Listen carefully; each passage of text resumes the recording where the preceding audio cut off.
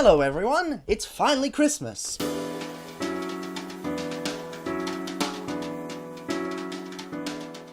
Ah yes, the glorious time of Christmas. That time when your family insists on buying you clothes just as a message to say stop collecting Transformers because you're far too old for it. That time when you really want to complain about how annoying the Christmas carols are at the store you work at, but unfortunately you can't because you'll get a copyright claim. Yes, that actually happened last year. That time when you think stores will be putting the prices down for sales, but unfortunately they're going to wait until after Christmas, the greedy scumbags.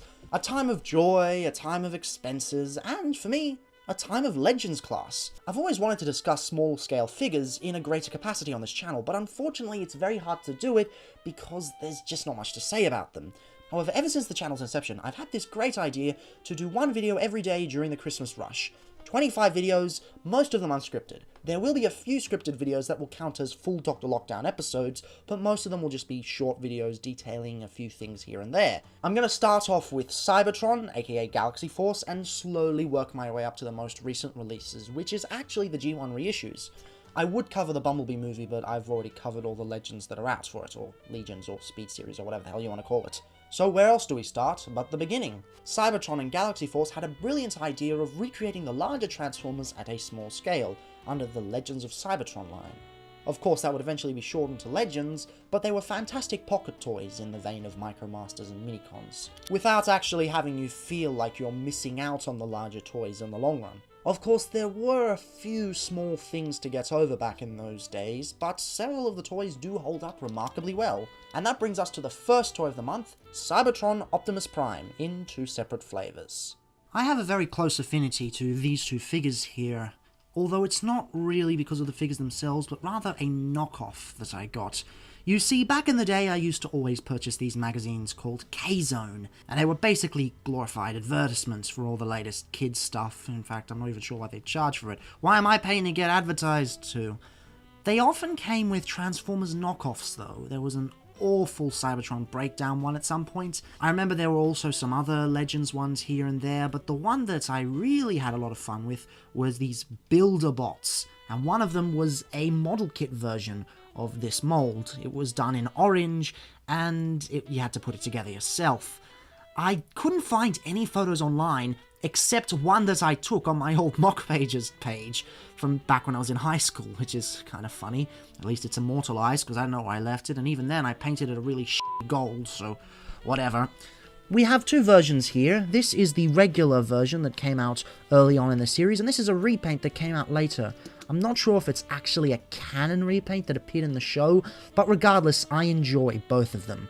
They're both really, really well painted. One thing that's interesting to note is that the red is entirely done in paint. It's not done in plastic like it would have been done during the movieverse and Revenge of the Fallen and onwards. In fact, I think the Speed series Optimus Prime went for the same effects, but failed miserably when they tried to do the blue. Unfortunately, because of the paint, some of these have seen better days. There's some unfortunate paint chipping on the side of this, but you can't really see it on video, I think. I'm not seeing it on the iPhone monitor at the moment.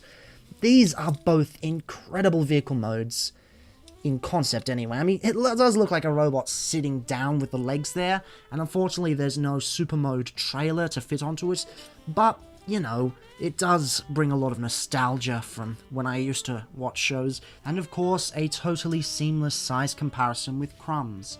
Yes, totally seamless. I totally didn't forget to do this whilst filming, and I totally didn't insert it into this editing process after the fact. I'm totally not a forgetful human being. The transformation on these guys is actually a little bit difficult, but that's mainly due to the tolerances with them, not due to the actual step count.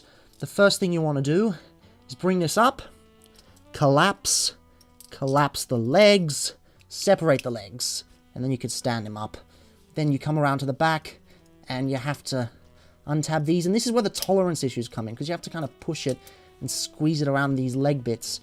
And then from there, you can bring the arms down whilst also rotating it back. And it's not a very well thought out system. You sometimes have to rotate it back here and then bring it around. It's okay, but it's not really that great. And then finally, you bring up the head. Now, one funny thing about the knockoff is the head was actually was a single part that was molded into the rest of the chest. So on the knockoff, the vehicle mode would just be like this, with the head sticking out, and it was quite funny, actually. Of course, I'm not going to transform this again. You've already seen that. I'll just go like this. Yep, it's exactly the same. Second verse, same as the first. This is a sexy robot mode. It looks just like it was in the show, just like it was on the original toy.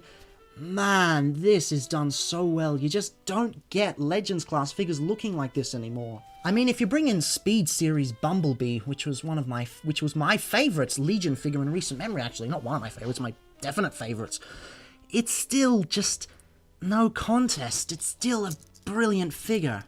Of course, with size comparisons, we'll bring in the old crumbs, because you've always got to bring in crumbs, why wouldn't you? Altogether, these two are just fantastically looking figures.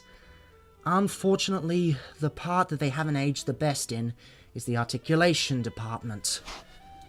The head is of course completely static, but that's normal for a Legends figure, or a Legion figure. The arms, I'll get these out of the way to make things a bit easier. The arms rotate back and bend at the elbow. No ball joints. The actual knockoff had ball joints and hinges so you could get some more movement out of the arms. That's something it did better, but I think this one has better build quality, so, you know, it's an easy toss-up.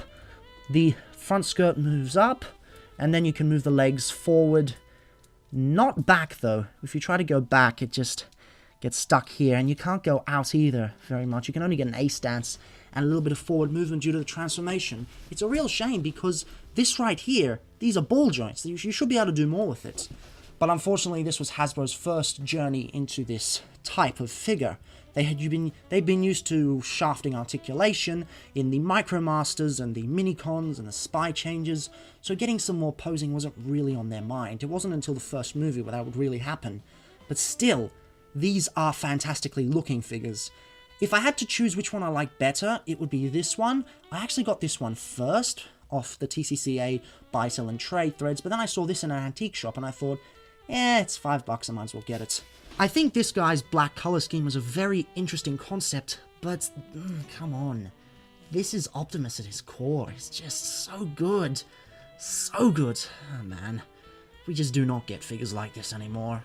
Although these toys do look fantastic, they definitely have a lot of jank in the articulation department from the year that they came out. When compared to other Legion toys, there's a lot they could do better. However, when compared to the likes of the Authentics and whatever that Cyberverse line is that doesn't have any alt modes, they are remarkably good. And the paint on these things is absolutely stunning, so I can still recommend them in great conscience. For tomorrow's figure, I might not be able to do the same thing though. We're still technically staying in the Cybertron series, but not really, but kinda, because the mold's from that, but it's actually a classics toy. Tomorrow, we're going to see if this toy really does have some fire to it.